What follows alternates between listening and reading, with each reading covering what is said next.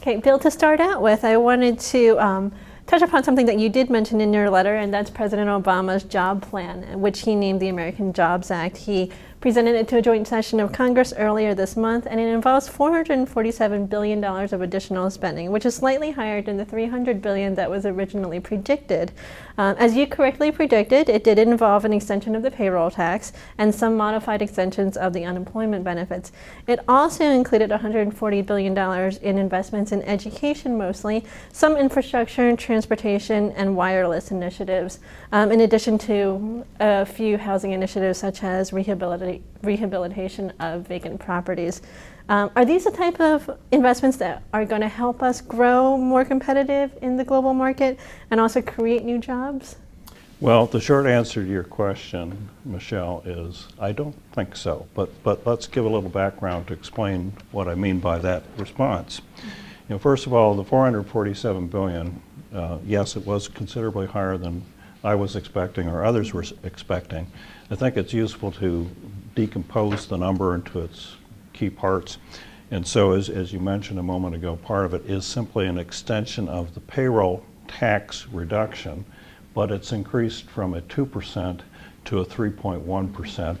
And that actually takes it from a impact of $112 billion, which was the estimated impact on the current calendar year, to $175 billion next year. So not only do you extend it, but you increase it, and $175 billion of that 447 is simply that one item.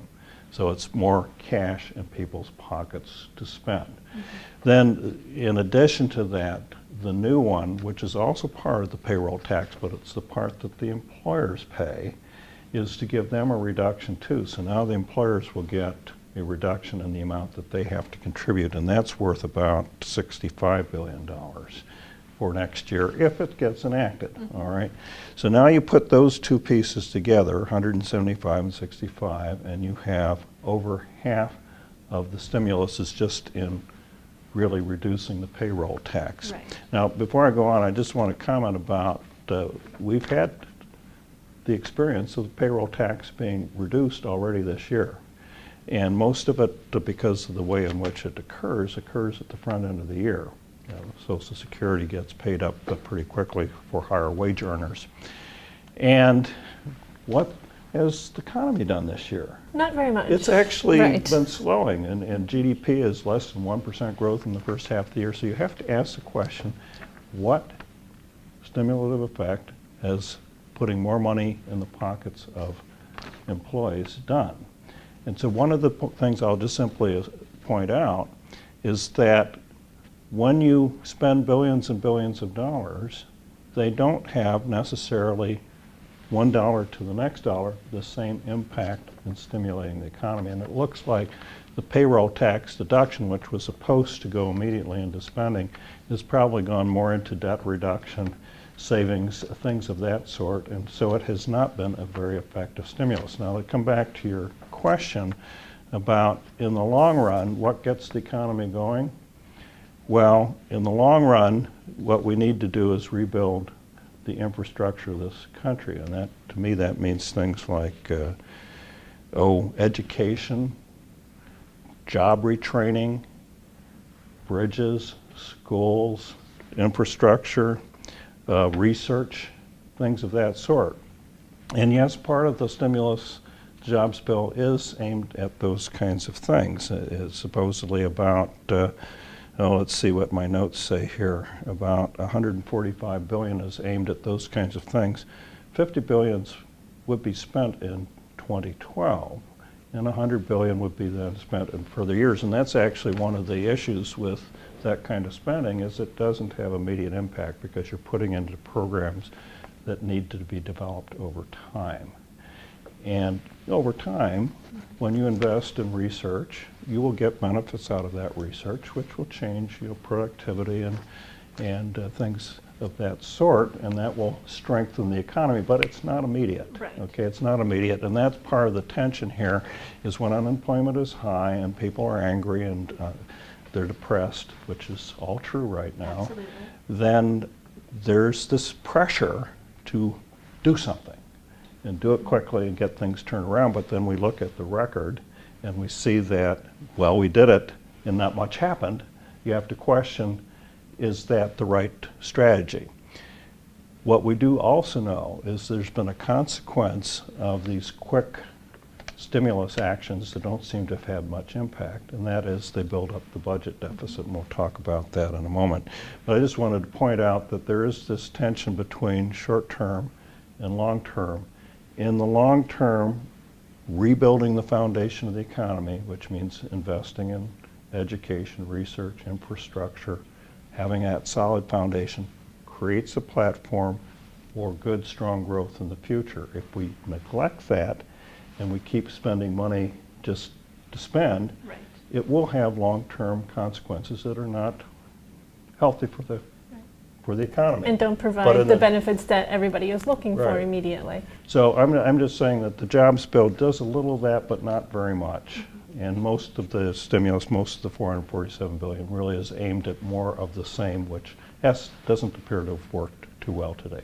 Now, how likely is it that this Jobs Act will be revised to really shift more money into investment rather than doing something like extending the payroll tax? Well, I would really like to be optimistic about that, but the response I have to be is unlikely that will be revised much at all.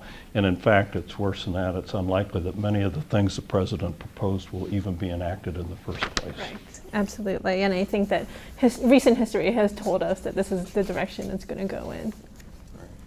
Bill, following up on what you talked about a little bit earlier, the budget deficit, I wanted to speak to you about the plan that President Obama recently proposed to the so-called super committee that is charged with creating a deficit reduction plan by November. This proposal includes $3.6 trillion in cuts. Now, about 16% of these cuts will come from reduced Medicare and Medicaid spending. About a third of those cuts are supposed to come from winding down the wars in Iraq and Afghanistan, and a fairly large percentage, the 42% of the cuts, is supposed to come from taxes from the wealthy individuals and from corporations. There's understandably already been opposition to this proposal from Republicans who argue that increased taxes are going to deter job creation, especially if you tax the wealthy individuals and corporations. How likely is it that the super committee will adopt any part of this proposal from President Obama? Well, to answer your question, how likely? Very unlikely. Okay, so the question really should be what parts of it might be adopted. But before I try to answer that, let's go back and look at the numbers. Absolutely. Because Mr. Obama has played fast and loose with the numbers. The numbers out there, you mentioned the $3.6 billion, also in the media is 4.8. And the difference between those two is simply the 1.2 trillion that is already in the Budget Control Act that the Congress enacted back in July. All right, so you put those two, so this 3.6 is supposed to be over and beyond the 1.2, or a total of 4.8. Now, look at where the 3.6 comes from. 1.5 trillion are from various kinds of tax increases, and there are three components to that. 800 billion would simply come from not renewing the Bush tax cuts for people earning $250,000 or more. Just simply let those expire, and those would expire at the end of 2012 under current law. 400 billion would come from what's now being referred to as the Buffett Rule, or make sure that Mr. Buffett pays the same tax rate as his executive assistant, but spread that over all people making a lot of money.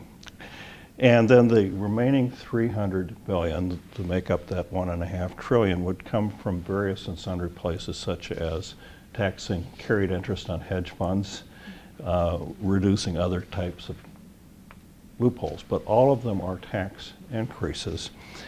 Now, that's $1.5 trillion. Then the Medicare and Medicaid, the entitlement programs, which all the commissions that have studied the long-term fiscal problem say that is the root of our problem in terms of long-term deficits and the buildup of the public debt to GDP ratio. And entitlement reform has to be on the table. So Mr. Obama does have entitlement reform, but if you look at it closely, He has $320 billion, and this is over a 10-year period now, so divide it by 10, it's $32 billion per year.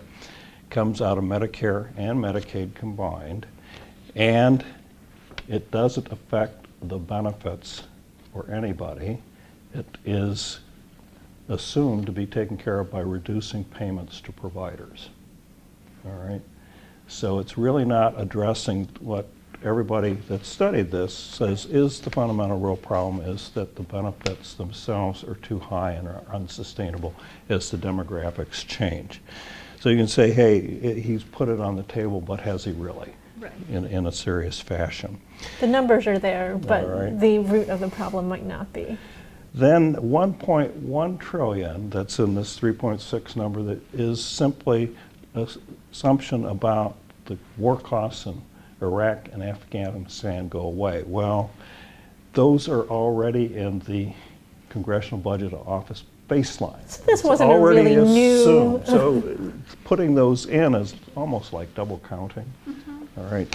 And then the final piece is $430 billion in interest costs. Well, of course, if you reduce the spending rate, you're going to have a smaller debt, and you're going to have a smaller interest cost. By the way, the Congressional Budget Office, when they updated their forecast back in August, which now becomes the baseline as you go forward, did reduce the interest rate assumptions substantially going forward, which would reduce the cost of interest that you pay on the debt a lot too. So I'm here to tell you that when you look at the details of this 3.6 or 4.8 trillion number, what you get down to is that the real savings that Mr. Obama has proposed are almost entirely in the tax increases.